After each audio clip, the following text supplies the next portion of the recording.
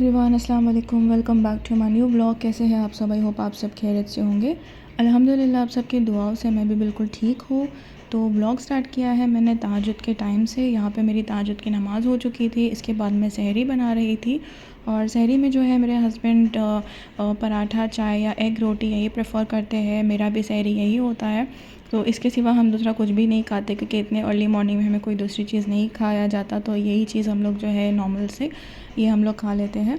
And then इसके बाद हो चुका था टाइम अली को स्कूल से पिक करने का। तो मैं जा रही थी अली को स्कूल से पिक करने के लिए और यहाँ पे मैंने सोचा कि मैं नीचे से बिस्किट्स वगैरह कुछ लेकर नीचे गरीबों को दे देती हूँ। तो सारा का कॉल आया था तो मैंने उसे बताया कि मैं बिस्किट्स लेने के लिए जा रही हूँ। तो उसने कहा कि उसकी तरफ से भी उसे लेने हैं बिस्किट्स नीचे देने के लिए। तो मैंने यहाँ पे सारा के तरफ से और अपने तरफ से दोनों की तरफ से बिस्किट्स यहाँ पे ले लिए थे। और मैं आप लोगों को जैसे पता है मैं हमेशा अपने घर में कोई चीज़ खाना वगैरह बना कर देती हूँ नीचे फ़कीरों को। बट दिस टाइम जो है हानिया है, छोटी है अभी और रमज़ान में बहुत ज़्यादा हेक्टिक हो रहा है। अली के एग्ज़ाम्स चल रहे हैं तो सारा जो है प्रेशर एक साथ आ गया है, इसलिए मुझे घर में कोई चीज़ ज़्यादा क्वांटिटी में बना के देने के लिए टाइम नहीं मिल रहा है। तो मैंने सोचा कि नीचे से ही कुछ लेकर दे देते हैं। तो यहाँ पे जो ग्रीन वाले बिस्किट्स हैं ये मैंने लिए थे एंड ऑरेंज वाले सारा ने लिए थे। और फिर बस यहाँ से मैं देने के लिए जा रही थी गरीबों को। एंड इंशाल्लाह रमज़ान ख़त्म होने के पहले मैं जल्दी ही कुछ बनाकर फिर से दे दूँगी नीचे गरीबों को अपने तरफ से कुछ खाना वगैरह बनाकर। एंड ये वीडियो जो है मैंने इम्पॉर्टेंटली इसलिए बनाया है कि लास्ट के जो 10 डेज़ इसके बारे में बात करने के लिए। एंड आई एम श्योर आप में से काफ़ी ज़्यादा लोगों को ये रात जो लास्ट 10 डेज़ की रातें हैं इसके बारे में पता होगा। तो बहुत से लोग ऐसे भी हैं जिन्हें इसकी इम्पोर्टेंस नहीं मालूम है क्योंकि मैं भी उनमें से एक थी। पहले जब रमज़ान हुआ करते थे हम लोग लास्ट के 10 डेज़ में ही जाया करते थे शॉपिंग वगैरह के लिए। एंड ऐसे लगता था कि रमज़ान अब ख़त्म होने वाला है तो जितना चाहे हम उतना बाहर घूमें और ये जो बरकतों वाली रात है ये ऐसे ही हम लोग ज़ाया कर देते थे। और पता नहीं होता था कि रात में इबादत करनी चाहिए लास्ट 10 डेज़ में, तो हम लोग बस ऐसे ही शॉपिंग वगैरह के लिए निकल जाया करते थे, इफ़्तार के लिए निकल जाया करते थे। तो उसके बाद जब मुझे पता चला तो मैंने सोचा आप लोगों के साथ भी मैं ये क्लिप शेयर कर देती हूँ। तो यहाँ पे मैंने आप लोगों के नॉलेज के लिए यहाँ पे कुछ क्लिप्स ऐड किए हैं, आप वो देखकर ये चीज़ों को फॉलो कर सकते हैं। पूरे 10 रातों में हमें एटलीस्ट 2 रकात जो है वो नफिल नमाज 2 रकात ज़रूर पढ़नी चाहिए। अगर वो लैलतुल क़द्र की रात हुई तो हमें ऐसे सवाब मिलेगा जैसे हमने 84 ईयर्स तक हमने इबादत की है।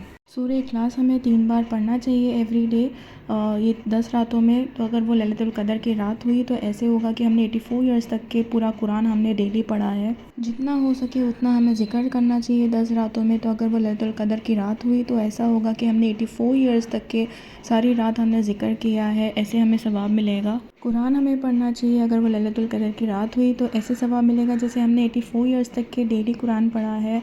और चैरिटी हमें एटलीस्ट मिनिमम 1 रुपी तो देना चाहिए अगर वो लैलतुल क़द्र की रात हुई तो ऐसे होगा कि हमने 84 ईयर्स तक के चैरिटी दी है।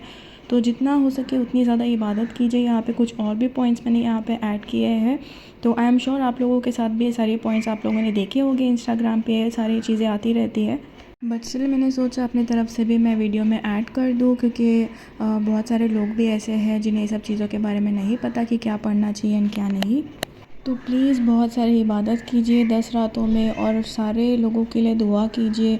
मेरे लिए भी दुआ कीजिएगा, इंशाल्लाह मैं भी आप लोगों के लिए दुआ कर रही हूँ।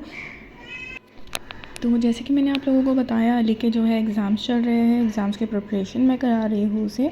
और माशाल्लाह से उसे सारे जो आंसर्स हैं वो बहुत ही ज़्यादा अच्छे से याद हो चुके हैं।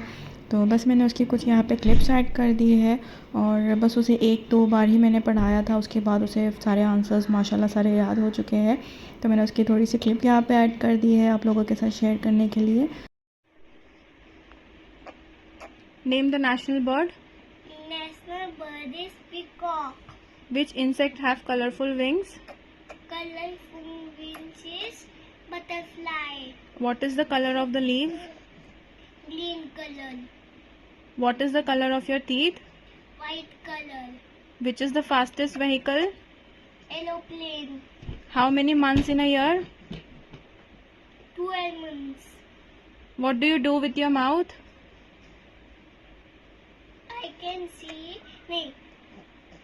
I can eat with my mouth. What is the national song. National song is Vande Mataram. Vande Mataram. Vande Mataram. Name the national fruit. Mango. Name the national bird. peacock, what is the national animal? tiger. तो ये था मेरा आज का छोटा सा blog. I hope आप लोगों को पसंद आएगा, और आप लोगों को अगर थोड़ा भी नॉलेज मिला हो या कोई भी चीज़ आपको पसंद आई हो तो प्लीज़ जाके चैनल को कीजिएगा सब्सक्राइब, वीडियो को कीजिएगा लाइक एंड शेयर.